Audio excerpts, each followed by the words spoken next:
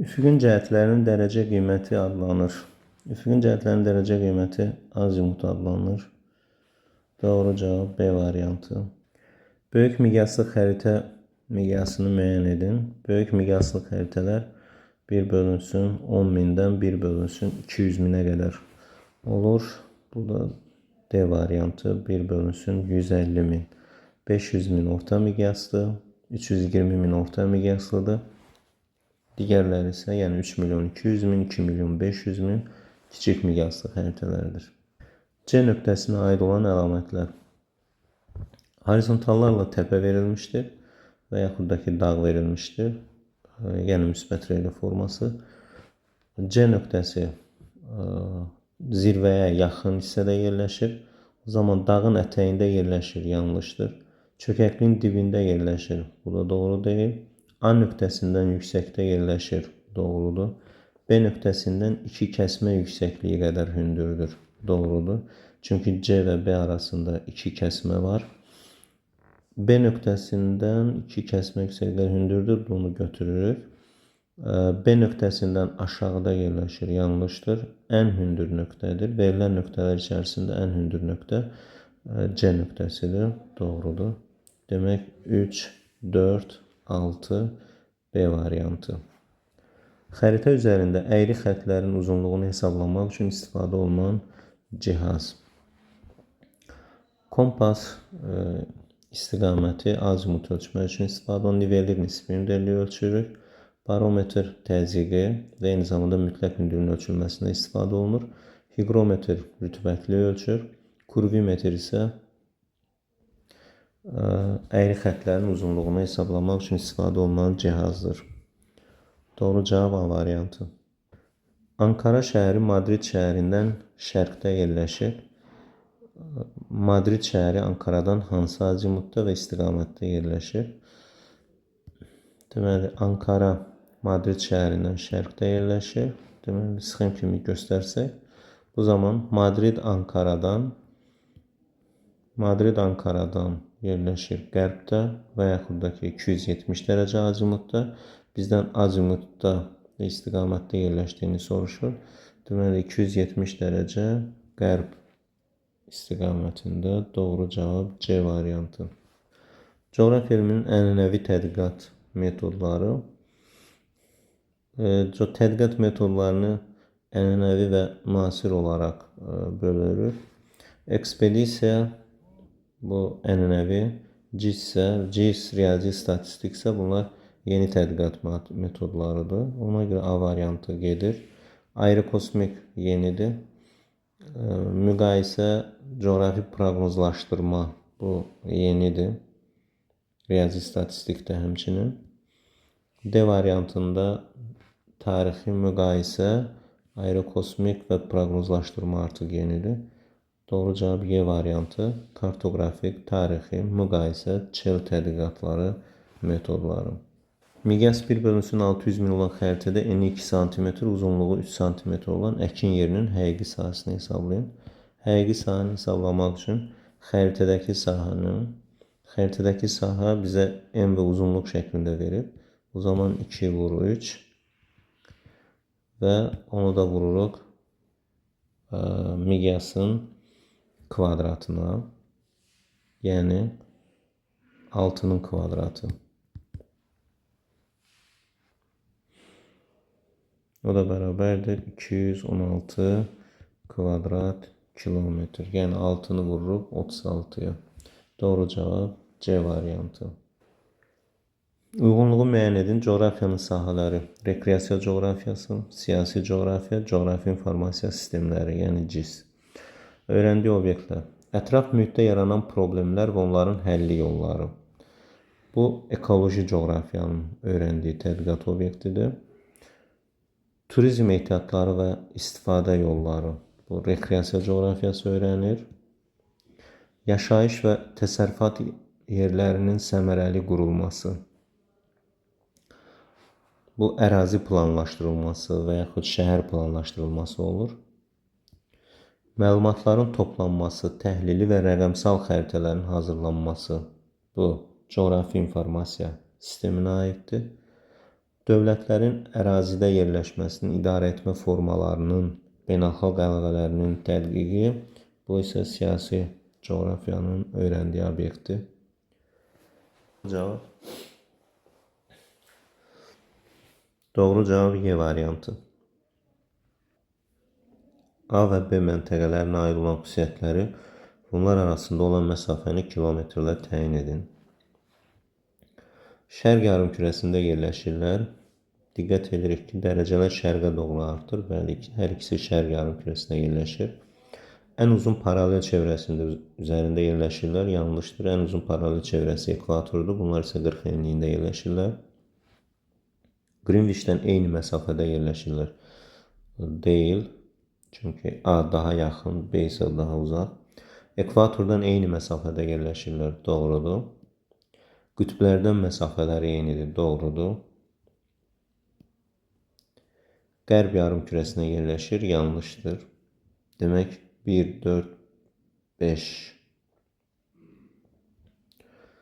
1, 4, 5 doğru variant B variantıdır. Məsafəni hesablamaq üçün isə biz 60 dərəcədən çıxırıq 15 dərəcə, yəni uzunluq fərqini tapırıq 45 dərəcə. 40-cı enlikdə olduğu üçün 45 dərəcəni vururuq 85,4 kilometrə. O da bizə 3843 kilometri verir. Doğru cavab B variantı. Sxemdə K nöqtəsinin qonşu horizontallarını müəyyən edin. Öncə kəsmə yüksəkliyini tapmalıyıq. Deməli, verilən horizontalın mütləq hündürlüyü verilən horizontal 100 metrdir.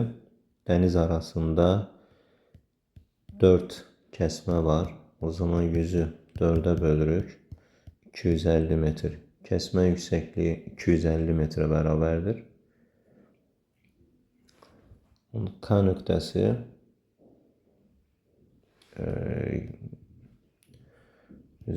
kəsmə yüksəkliyi 25 metrə bərabərdir.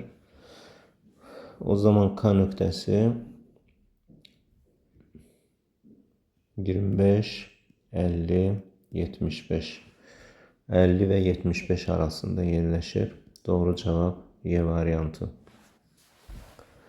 Coğrafi koordinatı 50 şimal enliyi və 30 şərq uzunluğu olan Kiyev şəhəri Bakıdan hansı istiqamətdə yerləşir? Bakı 40 şimal enliyində yerləşir. Kiyev 50 şimal enliyində. Demək ki, Bakıdan şimaldadır. Bakı 50 şərq uzunluğunda yerləşir. Kiyev isə 30 şərq uzunluğunda yerləşirsə, demək ki, Bakıdan qərbdədir. Deməli, Bakıdan həm şimalda, həm də qərbdə yerləşmiş oldu. Yəni, şimal-qərbdə. Doğru cavab A variantı. Planda eyni hündürlüyə malik nöqtələri birləşdirən əyri xəttlər adlanır. İzogipslər və yaxud horizontallar. Doğru cavab D variantı. Təyyarə Bakıdan 270 dərəcə azimutda yerləşən və onunla 125 dərəcə uzunluq fərqinə malik olan məntəqədən yola çıxdı. Demək, öncə həmin məntəqənin koordinatına diqqət edək. Bakıdan, yəni 50 şərq uzunluğundan 270 dərəcə azimutda, qərbdə 125 dərəcə uzunluq fərqində. O zaman Bakıdan qərbdə olduğu üçün 50-dən çıxırıq 125 dərəcəni. Edir 75 dərəcə qərb uzunluğu. 75 dərəcə qərb uzunluğu və 40 şimal enliyi məntəqəsindən əvvəlcə 0 dərəcə, sonra isə 180 dərəcə azimutla eyni meridian çevrəsi üzrə cəmi 11100 kilometr məsafə qət etdi. Təyyarənin çatacağı məntəqənin coğrafi koordinatlarını təyin edin. Qət etdiyi biz koordinatı tapmaq üçün məsafəni dərəcəyə çevirməliyik. Demək, biz 1110 kilometri, daha doğrusu 11100 kilometri bölürük 111-ə də bərabərdir 100 dərəcə. Demək, ümumi getdiyi 100 dərəcə olub. Amma eyni meridian çevrəsi üzrə deyirsə, əvvəl 0 dərəcə, sonra 180. Bu zaman sxemi bu şəkildə təsvir etsək daha aydın olur. Götürsək ekvator, yəni şimal yarımkürəsini göstərək. 40 dərəcə şimal enliyi və uzunluq isə 125 derece, daha doğrusu 75 derece qərb uzunluğu olarak gösterir. 75 qərb uzunluğu. Bu 0 derece. Yani Greenwich. 75 qərb uzunluğu ve 40 şimal enliğindən əvvəlcə 0 azimutla, yəni qütbə doğru hərəkət edir. Ümumi 100 derece gedibsə qütbə qədər 50 derecesini getmiş olur.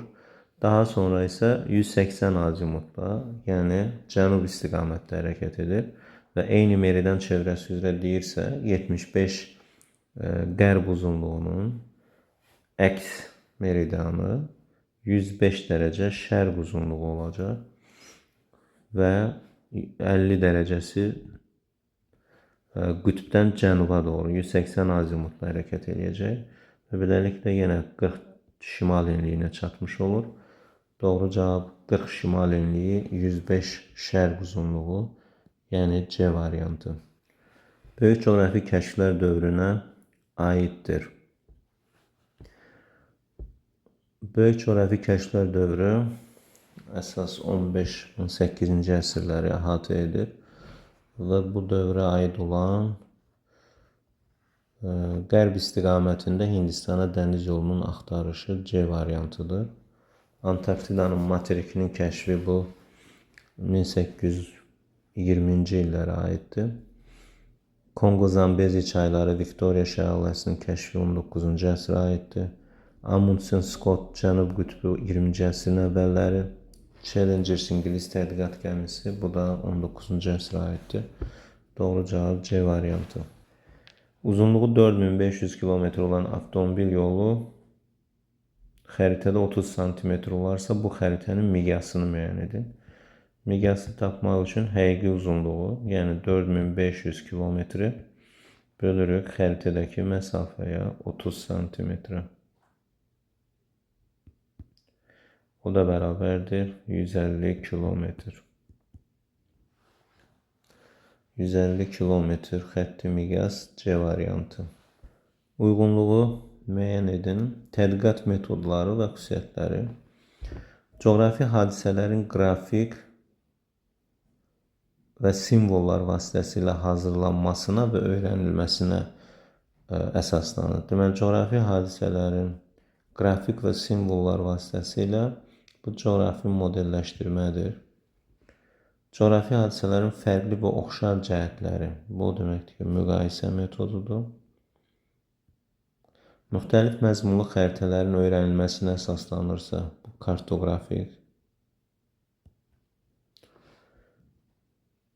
Coğrafi obyektlərdə baş verən dəyişikliklər isə tarixi metoddur. Yəni, tarixi dövr ərzində baş verən dəyişiklikləri öyrənmiş olur. Beləliklə, 1-ə C, 2-yə D, 3-ə B, 4-ə A uyğun gəlir. Doğru cavab D variantı. ABC xətti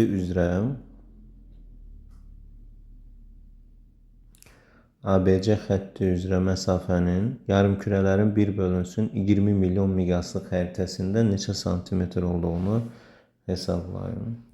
Deməli, biz xəritədəki məsafəni tapmaq üçün həqiqi məsafəni biz miqyasa bölməliyik. Öncə həqiqi məsafəni tapmalıyıq. Həqiqi məsafəni isə biz dərəcələrdən tapmış olarıq ki, A 120 qərb uzunluğunda, B isə 70 qərb uzunluğunda yerləşir. O zaman birinci 120-dən 70 çıxırıq, bərabərdir 50 dərəcə və bu 40-cı enlik üzərində yerləşdiyi üçün 50 dərəcəni 85,4-ə vururuq. 4270 kilometrə bərabərdir. İkinci addımımız isə B-dən C-yə qədər olan məsafəni tapmaqdır. B-dən C-yə qədər məsafə isə 40-cı enliklə 10 enlik arasında 30 dərəcəlik meridian qövsü var. 30 dərəcə vururuq 111-ə, 3330 kilometr və həmin məsafəni toplayırıq. Yəni 4270 Üstəgəl 3330 kilometr, 7600 kilometr. Həqiqi məsafəni tapdıqdan sonra biz xəritədəki məsafəni tapa bilirik. Xəritədəki məsafə bərabərdir 7600 kilometri bölürük miqyasa, yəni 200-ə.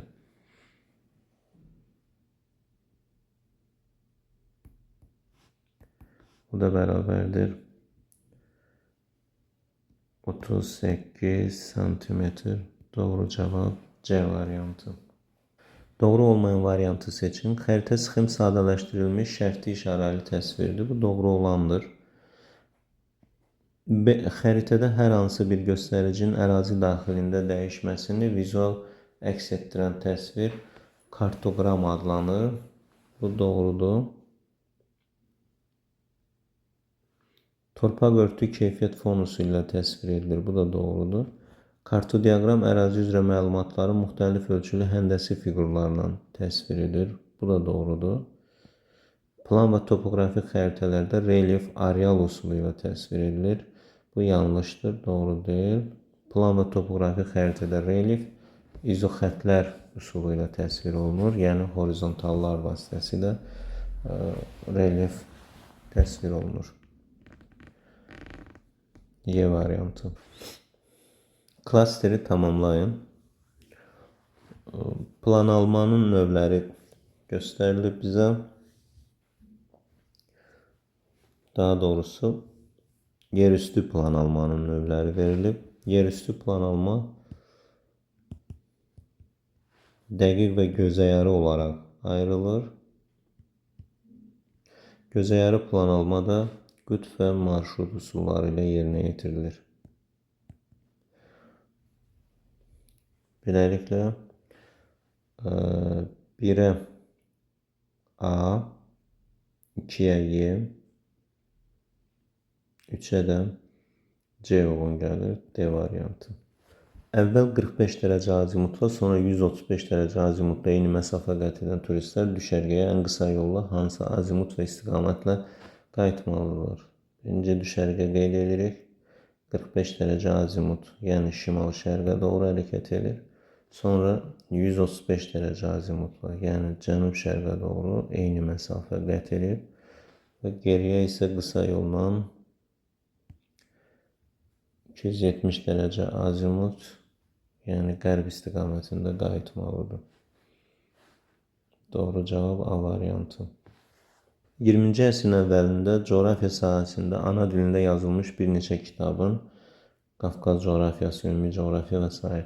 müəllifi olan bu şəxs Azərbaycanda coğrafiyanın tədrisi metodikasının banisi sayılır.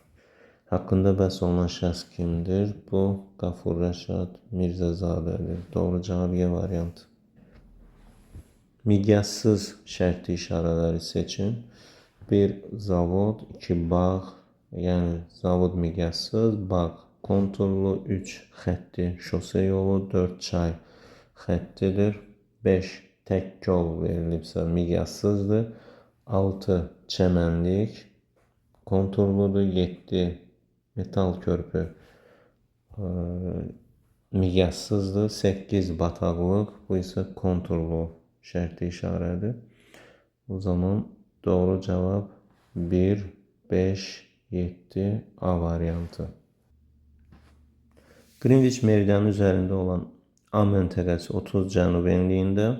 O zaman Qrinviç meridianı çəksək, 30 cənub enliyində A məntəqəsi, 20 şimal enliyində B məntəqəsi yerləşir. B-A. Baş miqyası 1 santimetrdə 200 kilometr olan xəritədə bu məntəqələr arasında məsafə 26 santimetr olarsa, tərifin neçə kilometr olduğunu hesablayın. Deməli, biz tərifi hesablamaq üçün məsafəni həm dərəcə, həm də miqyasa görə tapmalıyıq. İlk öncə dərəcəyə görə məsafəni tapsaq, şimal və cənub enliklərində yerləşirlər. O zaman 20 plus 30 bərabər 50 dərəcə və meridian üzrə 1 dərəcə 111 kilometrdirsə, 50 vur 111 5550 kilometr. Daha sonra isə biz ikinci miqyasa görə məsafənin tapılmasıdır.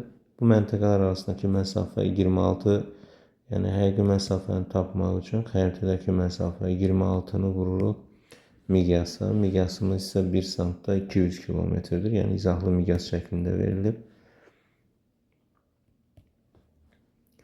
Bu da bərabərdir 5200 kilometr və hər iki yolla tapdığımız məsafələrin biz fərqini hesablayıb tərifi əldə etmiş oluruq.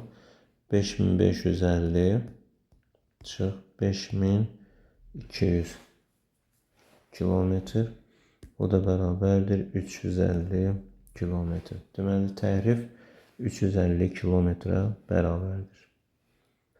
Coğrafi koordinatlar daxilində verilən əraziləri sahəsinə görə böyükdən kiçiyə doğru ardıcıl düzün.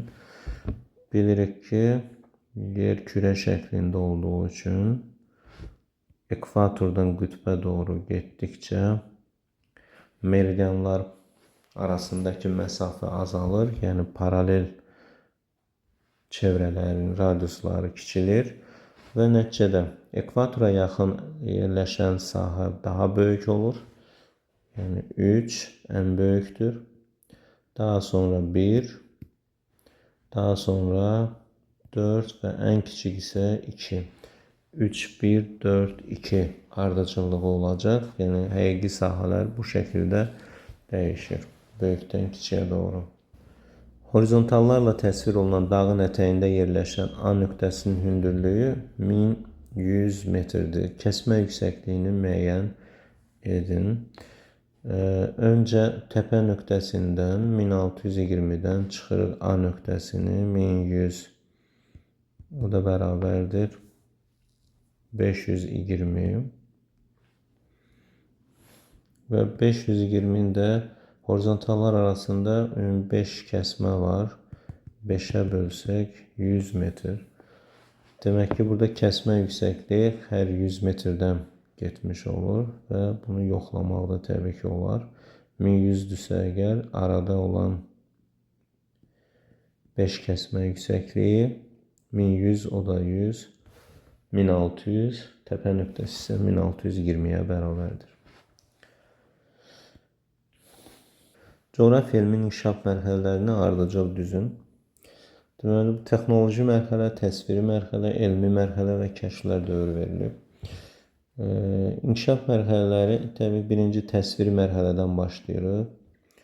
Məsələn, qaya üstü rəsmlər, müxtəlif dəri üzərində və yaxud da ki, bitkilər üzərində, daşlar üzərində verilmiş işarələr. Daha sonra kəşflər dövrü, yeni qitə və dəniz yollarının kəşfi, xəritə çəkmə, yəni Eratosfen, Ptolomey dövründən başlayaraq xəritələrin çəkilməsi, eyni zamanda böyük coğrafi kəşflər dövründə yeni qitə və dəniz yollarının öyrənilməsi. Sonra elmi mərhələ başlayır. Artıq 18-ci əsrdən fiziki və iqtisadi coğrafiyanın ayrılması mərhələsi, eyni zamanda bir sıra coğrafiyanın sahələri inkişaf edir, biocoğrafiya, torpaqşünaslıq və s. Və sonda isə texnoloji mərhələ başlayır. PEG şəkilləri vasitəsilə öyrənilmə, coğrafi informasiya sistemləri və 3D modelləşdirmə, hətta VR texnologiyası bu texnoloji mərhələyə artıq aiddir. Demək, inkişaf mərhələlərini 2, 4, 3, 1 olaraq ardıcıl düzə bilərik. Diaqrama əsasən uyğunluğu müəyyən edin. Şimali Amerika, Cənubi Amerika qərb yarımkürəsinə yerləşir. Hər iki materik qərb yarımkürəsinə yerləşir. Bu onlar üçün oxşar xüsusiyyətdir. Ən böyük adasını Fernand Magellan kəşf etmişdir. Fernand Magellanın kəşf etdiyi Odlu Torpaq adası bu Cənubi Amerikanın ən böyük adasıdır. Lev Erikson şimal-şərqinə səyahət etmişdir. Erikson Şimali Amerikanın şimal-şərqinə səyahət etmişdir. 3 yarımkürədə yerləşir. Cənubi Amerika ekvator xətti keçdiyi üçün 3 okeanla əhatə olunan isə Şimali Amerika materikidir. Beləliklə 1-ə C-yə, 2-yə B-D, 3-ə isə A uyğun gəlir. Xəritədə istifadə olunan təsvir üsullarını qeyd edin. Demək ki, xəritəyə diqqət etsək, iqlim xəritəsi, burada əsasən yağıntıların paylanması, hakim küləklərin istiqaməti və temperatur öz əksini tapmışdır. Rənglərlə əsasən yağıntıların paylanması olduğu üçün burada keyfiyyət fon üsulu verilib. Keyfiyyət fonu. Hakim küləklərin istiqaməti bu hərəkət xətləri vasitəsilə verilir. Hərəkət xətləri üsulu. Eyni zamanı temperatur isə izoxətlərlə göstərilir. Eyni temperatura malik nöqtələri birləşdirən xətlər burada izotermlər vasitəsilə verilib. Deməli, izoxətlər üsulu da istifadə olunmuşdur. Demək, təsvir üsulları əgər doğru verilibsə, yanlış fikir olmamalıdır. 2 bal. Təsvir üsullarından biri doğru müəyyən edilibsə, 1 bal dəyərləndirilir və digər hallarda isə 0 balla dəyərləndirilir. Xəritə miqyas və məzmununa görə hansı növə aiddir? Məzmun iqlimlə bağlı olduğu üçün bu tematik xəritədir məzmun baxımından. Miqyas baxımından isə miqyası 1 bölünsün 4.300.000-dir. Bu da kiçik miqyaslı xəritələr deməkdir, qrupuna aiddir. Kiçik miqyaslı və yaxud icmal kimi yaza bilərik. Beləliklə, xəritənin miqyas və məzmununa görə növü düzgün müəyyən edilibsə 2 bal. Xəritənin yalnız miqyas və ya yalnız məzmuna görə növü düzgün müəyyən edilibsə 1 bal, digər hallarda isə 0 balla qiymətləndirilir. Bu xəritədə Ağdam və Hacıqabul şəhərləri arasında məsafə 4 cm bərabərdir. Şəhərlər arasındakı həqiqi məsafəni müəyyən edin. Demək, xəritənin miqyası bizə verilib 1 bölünsün 4.300.000.